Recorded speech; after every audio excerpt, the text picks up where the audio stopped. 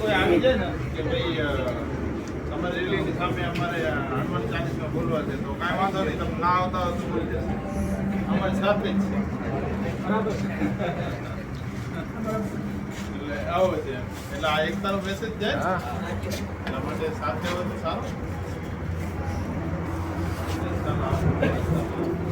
સારો બોલે છે. ડેરો આવ્યો ડેરામાં લોકો એક દિવસ અમને ત્યાં આરામ કરવાનો અંદર રાખી દો ગાડી તમારી અને અહીંયા ખાઓ પીઓ ને આરામ કરો. ખાવાનું તો અમારે જ બનાવેલું હતું પણ શું કે આમ રનિંગ ઘણી હતી ને જંગલ હતું.